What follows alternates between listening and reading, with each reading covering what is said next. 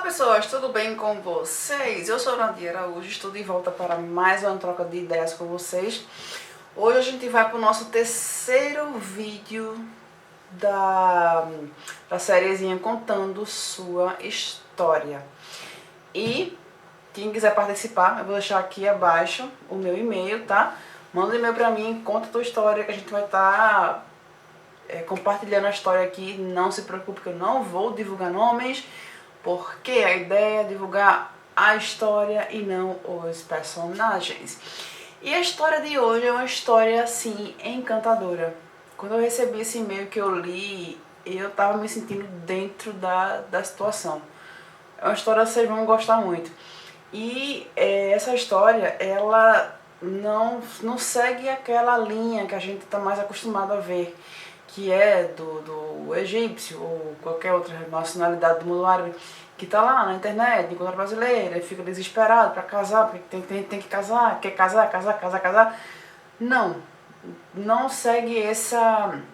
Vamos à história que vocês vão ver, que vocês vão gostar da história. A história é muito bonita. Bom, nossa Maria de hoje, ela tem 34 anos e ela mora na Europa. Ela mora na Europa desde os 12 anos de idade. Os pais dela foram para lá para a Europa por conta do trabalho e ela tinha 12 anos e está com 34 hoje. Ela cresceu na Europa. Eu não vou dar detalhes da vida de Maria, porque como eu falei, eu não quero expor as pessoas, tá? Então, detalhes da vida dela que ela botou no e-mail eu não vou falar. Mas vamos à história da nossa Maria de hoje. Vamos lá. No dia 12 de fevereiro de 2015, após o final de um relacionamento complicado e decidida ficar solteira por um longo tempo, resolvi fazer uma viagem de trem até Munique, na Alemanha. E eu fui visitar uma prima que na época tinha acabado de ter um bebê. Depois iria visitar minha família com trem para Milão. Como a viagem era muito longa para a Itália, tomei a decisão de ficar um dia em Viena e visitar um teatro de marionetes. Nesse teatro teria uma peça de Shakespeare. Naquela noite estava muito frio e eis que peguei o trem a caminho de Viena para ficar por lá apenas um dia. Subi no trem em Munique às 23 horas do dia 24 de fevereiro de 2015 e fui buscar o meu lugar marcado. Encontrei o meu lugar, sentei e abri meu livro.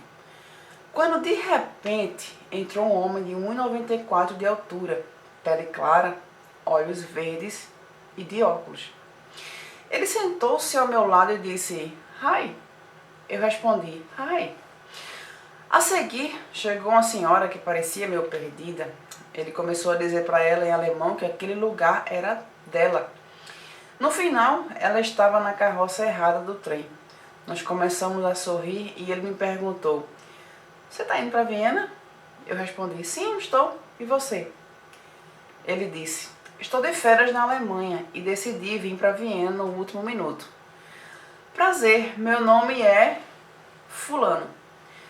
"Prazer, e o seu?" Continuamos a conversa e ele me disse que era engenheiro mecânico numa empresa chamada Tal, no Cairo. Tinha 33 anos e era egípcio. Eu falei sobre mim também e a conversa correu solta.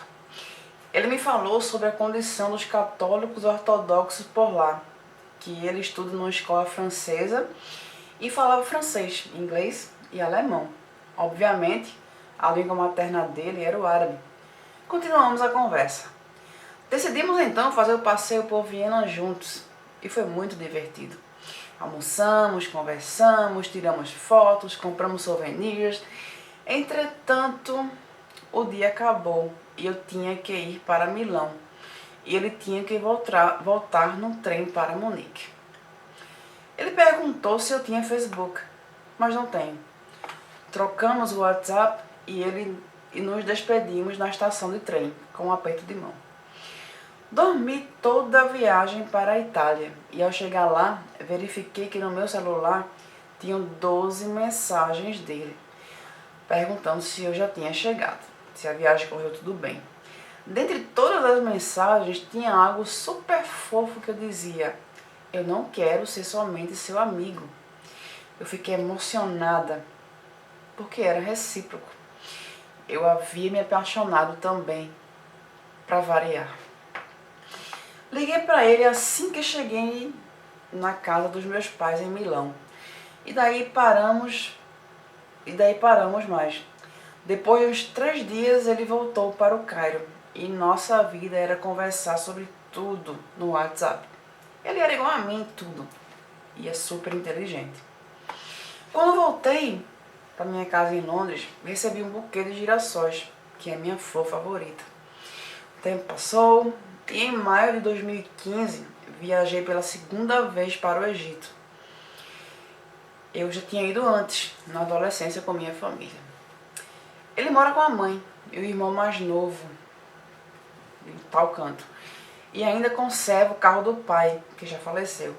Saímos, comemos full, que é um sanduíche com feijão, kosheri e fizemos vários passeios. O plano era ir para Alexandria, mas não deu tempo. Não tínhamos dado nenhum beijo, porque é muito difícil fazer isso no Cairo. Então, fomos de carro para uma área mais afastada e ele me beijou. Bem, começamos a nos beijar loucamente e minha mão foi parar num lugar um pouco pecaminoso. Você me entende, né? Estávamos ali tranquilos quando de repente parou um carro bem na frente do nosso. Ele disse: shit. Eu sem entender nada. Aqueles homens de branco eram policiais. Acho que eles mandaram ele descer. Revistaram e continuaram a falação em árabe. Quando eu fiz o movimento de que ia abrir a porta, eles gritaram: não! Bem, ele desceu do carro com um negócio nas alturas.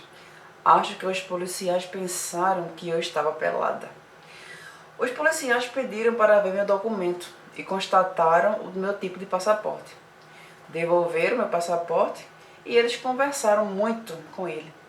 Ele abriu a porta do carro, pegou a carteira e pagou os policiais.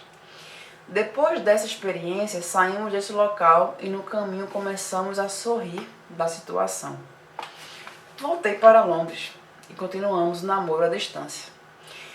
E ele iria para Londres em novembro, mas começaram os problemas. Eu saio muito de casa, faço academia, yoga e viajo bastante a trabalho. Na época, ele era responsável pelo departamento de manutenção e estava sempre com um estresse terrível.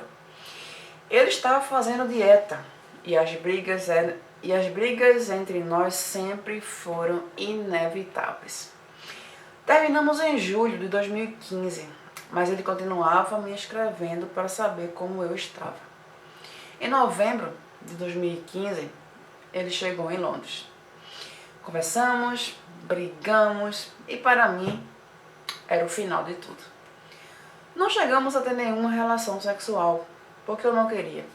Estava desanimada e depois que eu deixei sozinho no metrô por causa de brigas. Foi mega complicado. Eu ainda gostava muito dele. Às 0h02 de 2016, ele me escreveu uma mensagem de Feliz Ano Novo. Eu estava super feliz e voltamos a conversar.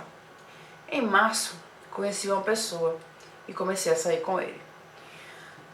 Fulano, o egípcio, continuava me enviando mensagens, mas nessa altura da minha vida, tudo estava muito confuso. Continuamos trocando mensagens no WhatsApp, mas somente "Como você está?" E ele sempre dizendo que sentia minha falta.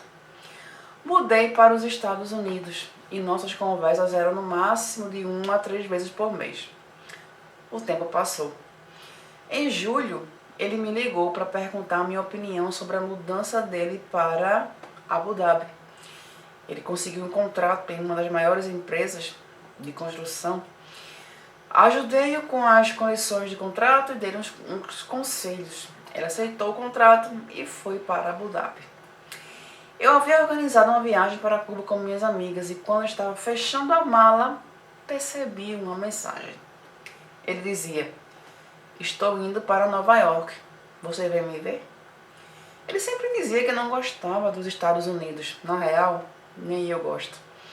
Porque ele ficaria tanto tempo no avião para um lugar que ele não gosta? Viajei para Cuba e não nos encontramos mais. Uma amiga disse que nossa história de trem era igual a história de um filme, mas no filme as duas pessoas ficaram 9 anos sem se encontrar. Eu disse isso a ele e ele disse: não quero ficar 9 anos sem te ver. Bem, as mensagens de como vai você no WhatsApp fazem parte dos nossos dias e as brigas também. Eu perdi meu pai e tive um ano difícil. Aprendi a valorizar mais as pessoas e quem realmente me ama. Em outubro do ano passado, após várias mensagens dele dizendo que sonhou comigo, nos falamos por ligação durante 5 horas. E ele disse que sonhou que tínhamos tido uma filha. E eu disse: você vai ser chamado todos os dias na escola se ela nascer com meu gênio. Ele disse: por mais que a gente brigue, isso não muda em nada o que eu sinto por você. Para finalizar a minha longa história, estou indo no próximo mês para Abu Dhabi encontrar com ele. E vamos ver o que acontece. Então, minha gente, essa aí foi o e-mail que Maria, nossa terceira Maria, mandou pra mim. E eu fiquei encantada com a forma como ela escreve. Maria, tu estás de parabéns, tu escreve muito bem. Tu consegue fazer com que a gente se sinta parte da história. E o que eu tenho a desejar a nossa Maria aqui é que ela seja feliz, que se ambos têm condições de formar uma família, de viverem juntos, por que não tentar, né? A história da nossa Maria aqui é diferente da história da maioria das outras Marias que encontram os camaradas na internet, perdidos no mundo, que conhece a pessoa hoje, amanhã já está pedindo em casamento, e as Marias ficam doidas atrás de carta convite, atrás de passagem. Os camaradas lá, muitos deles, eu não sei se eu estaria sendo errado em falar que a maioria não tem condição financeira boa, fica naquela coisa de querer sair do país para tentar a vida fora e tal. Então, essa nossa Maria aqui, a realidade dela não faz parte dessa realidade. O contexto dela é outro, totalmente diferente. Então, o que eu tenho a falar para essa Maria é que ela consiga, que se ela ver que dá certo, que eles dois podem viver uma vida em comum, que tente. E estou aqui torcendo para a felicidade dos dois. E aí, o que é que vocês acharam da nossa Maria de hoje? Aguardo a opinião de vocês e até a próxima.